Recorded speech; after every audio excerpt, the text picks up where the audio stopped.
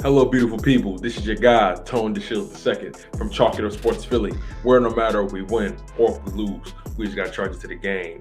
Jason Kelce, the word is he might retire this year.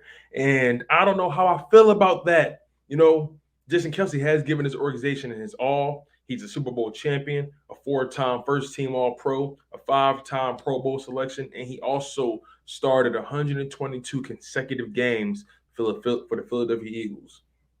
Jason Kelce has been the heart and soul of this team. He's been the constant pulse. He's been the most reliable person on his roster, and he's held that offensive line together. He's been the anchor on the offensive line for many years, and he's just made a name for himself in this city. And he's a legend. He'll never have to pay for another cheese stick, another hoagie, another soft pretzel, or another water ice in this city ever again because Jason Kelce has given this city everything he's got. Like I said, he's a Super Bowl champion, and he delivered one of the most iconic Super Bowl speeches at the Super Bowl parade that you've ever seen. My man had on the Mummers outfit. He was repping Philly to the fullest. And, I believe he has a lot left in the tank. But in my humble opinion, it goes without saying that Jason Kelce is a future Hall of Famer.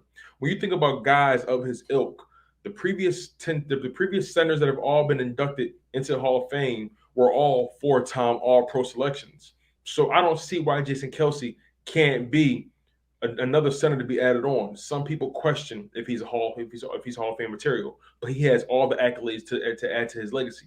He has the Super Bowl ring that he rightfully earned, the full-time All-Pro selections at center, which is not easy to do. 5-time Pro Bowl selections, has been a constant presence on the offensive line despite people been getting injured around him. He's been the Iron Man on the offensive line. He started 122 consecutive games. And there's something to be said about someone who's always available. There's something to be said about someone who has constantly made it clear who they are time and time again. And that's something not to take lightly. Now, Nick Sirianni, he was on Angelo Cataldi's WIP morning show, and he pretty much indicated that, listen, I'm trying to get Jason Kelce to come back to this team, man.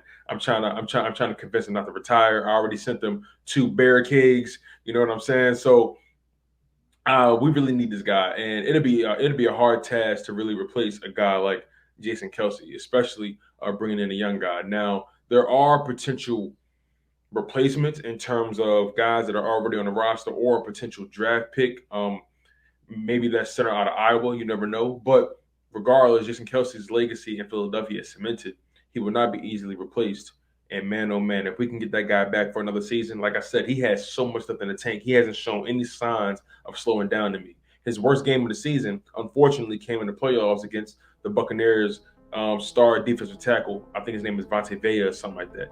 But regardless, shout out to Jason Kelce for just being a consummate professional, for always being available, for being the stabilizer on this offensive line, and overall for just being an awesome human being. I think he's in the running for the Walter Payton Man of the Year award, and he's just the ultimate teammate.